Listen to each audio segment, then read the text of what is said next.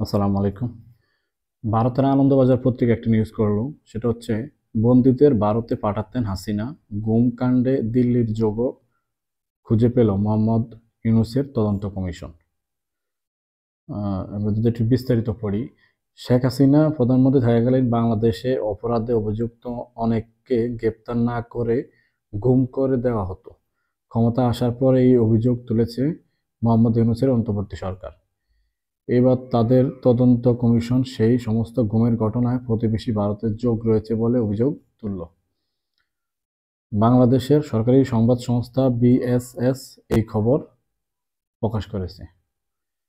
হাসিনা সরকারের আমলে বিভিন্ন অভিযোগের সত্য উদ্ঘাটনের উদ্দেশ্যে একটি তদন্ত কমিশন গঠন করে বাংলাদেশ।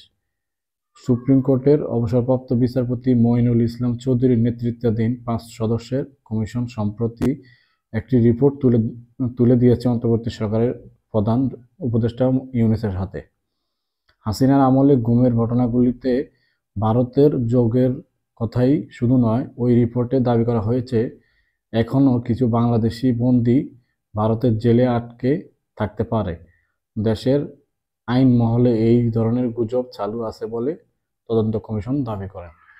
দেখেন, বাংলাদেশ থেকে প্রায় সময় বিরোধী পক্ষের নেতাকর্মী বা বিভিন্ন লোককে গুম করার পরে তাদেরকে ভারতের বর্ডারের ওপারে পাওয়া যেত। যেমন উল্লেখযোগ্য কয়েকজনের মধ্যে বিএনপির যে কেন্দ্রীয় নেতা সালাউদ্দিন আহমেদ, তাকেও কিন্তু ভারতের ওপারে পাওয়া গেছে এবং ভারতে সে দীর্ঘদিন কারাগারে ছিল। কিছুদিন আগে তিনি দেশে আসছে। আর আরেকজন খুব আলোচিত লোক, সেটা হচ্ছে আল্লামা দেলোয়ার হোসেন সাঈদীর একজন সাক্ষী ছিলেন। ওনাকেও ভারতে আদালতের সামনে থেকে তাকে গুম করা হয় এবং পরবর্তীতে তাকে ভারতে পাওয়া যায়।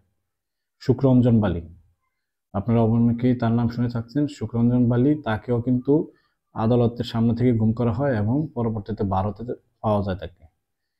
এরকম আরো অনেক ঘটনা আছে যেগুলো আওয়ামী লীগ সরকারের আমলে হয়েছে এবং আওয়ামী লীগ সরকারের আমলে কিছু অনেক লোককেই বাংলাদেশ থেকে হঠাৎ করে গুম করা হতো এবং পরবর্তীতে তাদেরকে ভারতে বা বর্ডারের ওই পারে পাওয়া যেত। এই তথ্যগুলোই দিয়েছে ডক্টর ইউনূসের যে তদন্ত কমিশন। তারা ইউনূস সরকারের হাতে বর্তমানে এই রিপোর্ট পেশ করছে, যে তারা বলেছেন যে এখনো ভারতের কারাগারে অনেক বাংলাদেশি আটকরত অবস্থায় আছে।